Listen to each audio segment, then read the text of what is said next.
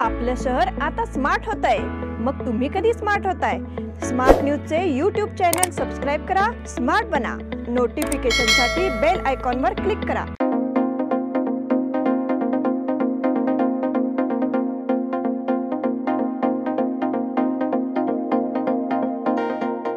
अल्पावधीत लाखो वाचकांच्या पसंतीस उतरलेले smart news आता मुद्रित स्वरूपात देखील उपलब्ध।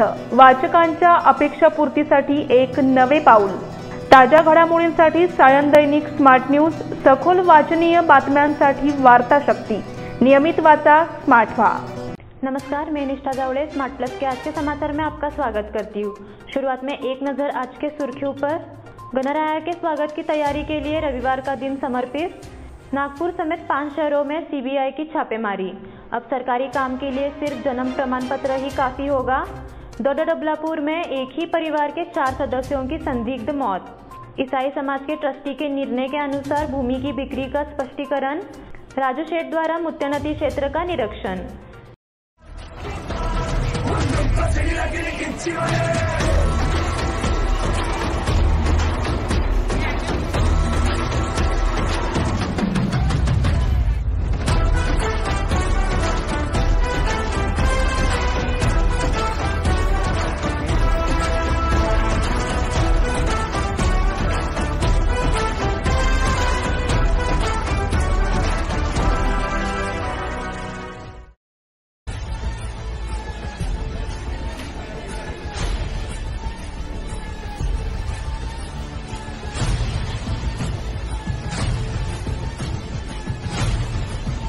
अब समाचार विस्तार से। गणपति बप्पा के आगमन के लिए सभी भक्त उत्सुक थे, इसीलिए रविवार की छुट्टी गणराज्य के आगमन की तैयारी के लिए समर्पित थी। गणराज्य के स्वागत की तैयारी के लिए रविवार का दिन समर्पित। गणपति बप्पा के आगमन के लिए सभी भक्त उत्सुक थे, इसीलिए रविवार की छुट्टी गणराज्य के आगमन की तैयारी के लिए समर्पित थी। देखा गया है कि तमाम गणेश भक्त इस तैयारी में जुटे हुए हैं। बाजार की सभी सड़कों पर भीड़ थी। हमारा प्रिय गणराज्य 19 सितंबर को आएगा और केवल 2 अवधि शेष है, तो प्यारे बप्पा के आगमन की उल्टी गिनती शुरू हो गई है। बाल चामू और अब्बल बूढ़े बप्पा का इंतजार कर रहे हैं। उस पृष्ठभूमि में गणेश मंडल और सभी के घर में गणराज्य के स्वागत की तैयारी पूरी हो चुकी है। इस बीच गलोगली ढोल नगाड़ों की गूंज के साथ गणपति बप्पा का आगमन शुरू हो गया है। तभी तो हर तरफ बप्पा की जयकार सुनाई देने लगी है। नागरिक अपने गणराज्य के स्वागत के लिए आवश्यक तैयारियां करने के लिए बाजार में उमड़ पड़े। शनिवार और रविवार के साथ ही बाजार में रौनक दिखी जा रही है। तरह तरह की सजावटी सामग्रियां और बिजली की मालाएं बाजार को एक नई चमक दे रही है। वहीं पूजा सामग्री, फल, सब्जियां और मिठाइयां खरीदने के लिए उपभोक्ता बड़ी संख्या में बाजार में उमड़ते नजर आ रहे हैं।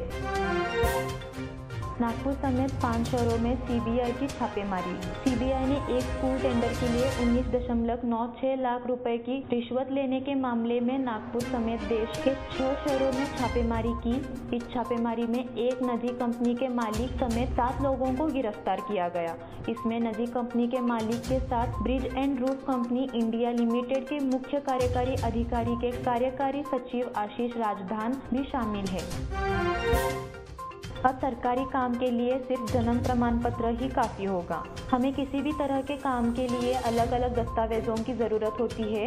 उन दस्तावेजों को इकट्ठा करते करते थक जाते हैं, लेकिन अब हर तरह के काम के लिए सिर्फ जन्म प्रमाण पत्र ही काफ़ी होगा और यह फैसला 1 अक्टूबर से लागू हो जाएगा। यह अधिनियम जन्म एवं मृत्यु पंजीकरण संशोधन अधिनियम के तहत बनाया गया है। सरकार के इस फैसले से आम नागरिकों से लेकर छात्रों तक को फायदा होगा। तो अब जन्म प्रमाण पत्र का महत्व बहुत बढ़ने वाला है। इस एक दस्तावेज का उपयोग आप स्कूल, कॉलेज में प्रवेश, ड्राइविंग लाइसेंस के लिए आवेदन, मतदाता सूची में नाम जोड़ने, अधिकार पंजीकरण, आधार पंजीकरण, विवाह पंजीकरण या सरकारी नौकरी के लिए आवेदन जैसे कई कार्यों के लिए कर सकते हैं।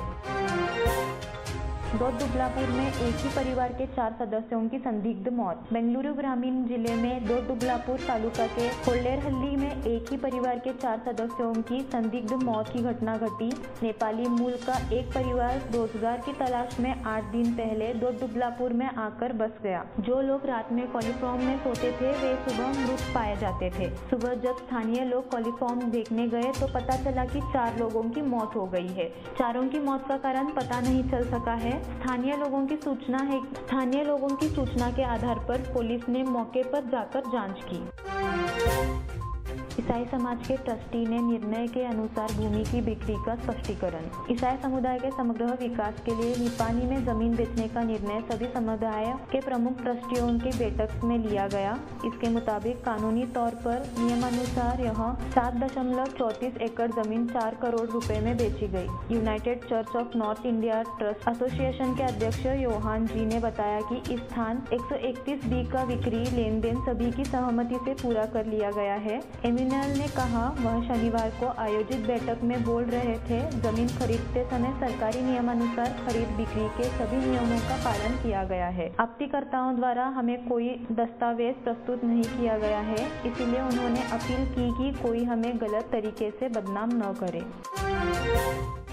राजू सेठ द्वारा मुत्यानदी क्षेत्र का निरीक्षण। उत्तर निर्वाचन क्षेत्र के विधायक राजू सेठ ने अधिकारियों के साथ मुत्यानदी का दौरा किया और क्षेत्र का निरीक्षण किया। उन्होंने क्षेत्र के निवासियों से भी मुलाकात की। तब उन्होंने शिकायत की थी कि टी एरिया कई वर्षों से उपेक्षित है, इसीलिए रहीवासियों को परेशानी हो रही है। फॉलो करने के बाद भी नागरिकों ने शिकायत की है कि टी एरिया को उपेक्षित किया गया है। लोगों की समस्याओं और उनकी कठिनाइयों को कम करने के लिए आवश्यक मांगों पर चर्चा की। निवासियों ने सेठ को धन्यवाद दिया। अब समय हो गया एक छोटे से ब्रेक का। आप देखते रहिए स्मार्ट प्लस।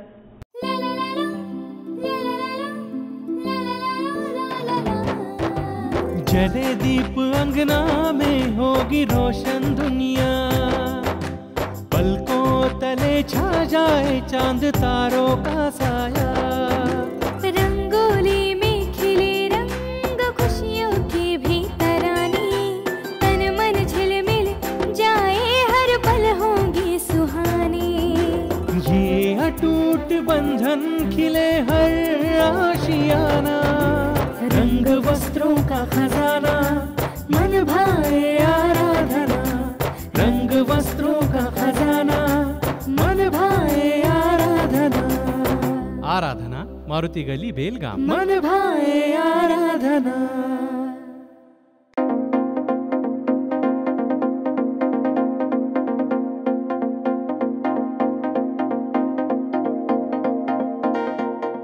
ब्रेक के बाद फिर से आपका स्वागत। शाहपुर बाजार की ओर से आयोजित गणेश उत्सव को इस वर्ष 100 वर्ष पूरे हो गए हैं और विभिन्न कार्यक्रम आयोजित किए गए हैं।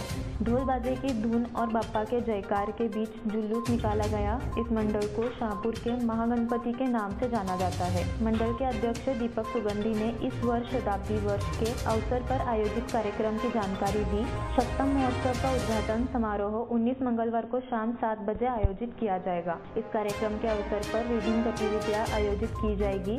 बोर्ड ने सामाजिक कार्यों में भी बढ़ चढ़ कर हिस्सा लिया है। इस पृष्ठभूमि में बोर्ड के कार्यकारी सदस्यों ने बताया कि इस वर्ष का समारोह आकर्षक होगा। नगर निगम की बैठक में शहर का मकान टैक्स बढ़ाने का फैसला।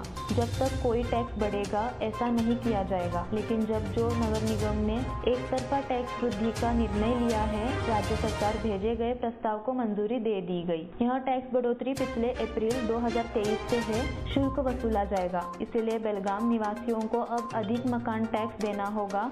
शनिवार को नगर निगम सभागृह में महापौर शोभा सोमनाथे की अध्यक्षता में सामान्य बैठक आयोजित की गई। इस बैठक में विषय पत्र में संपत्ति टैक्स बढ़ोतरी को लेकर कोई प्रस्ताव नहीं था, लेकिन बैठक शुरू होते ही बढ़ोतरी को लेकर चर्चा शुरू हो गई। राजस्व विभाग ने राज्य सरकार से मिले पत्र का हवाला देते हुए प्रस्ताव बनाया गया। सत्ता पक्ष और विपक्ष के पार्षदों ने इस मुद्दे पर चर्चा की। खानापुर तालुका में एक किसान की आत्महत्या। कर्ज से परेशान होकर किसान ने जहर खाकर आत्महत्या कर ली। घटना अवरोली खानापुर गांव की है। आत्महत्या करने वाले किसान की पहचान महेश लक्ष्मण नागरनवर उम्र 50 वर्ष के रूप में हुई है। इस संबंध में मिली जानकारी के मुताबिक किसान महेश लक्ष्मण नागरनवर पर कर्ज का भारी बोझ था। 12 सितंबर को जहर पीकर आत्महत्या की कोशिश करने के बाद किसान की मौत हो गई। इसके बाद उन्हें तुरंत बेलगाम के एक निजी अस्पताल में भेजा गया। वहां उनका इलाज किया गया, लेकिन इलाज से फायदा न होने के कारण उनकी मृत्यु हो गई। ट्रक और आयशर की टक्कर में एक की मौत, 4 घायल। सरंगली गांव के निवासी नारायण लक्ष्मण कड़ोलकर उम्र 65 जो आयशर के बाएं और बेटे थे, काफी देर तक ट्रक में फंसे रहे। जब मंडी कुंजी से खानापुर आ रहे एक आयशर ट्रक ने खड़ी 10 पहिया लॉरी को टक्कर मार दी। नतीजा यह हुआ कि अत्यधिक खून बहने से उनकी मौत हो गई। हादसे की जानकारी मिलते ही पूर्व विधायक अरविंद पाटिल खानापुर के सरकारी अस्पताल पहुंचे और डॉक्टर से रुककर तुरंत इलाज करने को कहा और नारायण कड़ोलकर को बचाने की कोशिश की, लेकिन वे इसमें असफल रहे। मारुति गली में श्री वराह जयंती समारोह। मारुति गली स्थित अध्यापक परिवार के प्राचीन श्री वराह नरसिम्हा देवस्थान में श्री वराह जयंती मनाई गई। श्री वराह जयंती के अवसर पर सुबह पूजा और रुद्राभिषेक किया गया। उसके बाद भगवान की महाआरती की गई। ट्रस्टियों ने मंदिर के प्रमुख विलास अध्यापक और आदित्य अध्यापक ने अभिषेक और आरती की। वैदिक विद्वान नागेश देशपांडे ने पूजा कराई। वराह जयंती के अवसर पर दिन भर भक्तों ने दर्शन लाभ लिया। महाराष्ट्र एकीकरण समिति के आरती संग्रह का प्रकाशन। गणेश उत्सव के अवसर पर महाराष्ट्र एकीकरण समिति की ओर से आरती संग्रह तैयार किया गया। इसका विमोचन रविवार सुबह छत्रपति शिवाजी उद्यान में किया गया।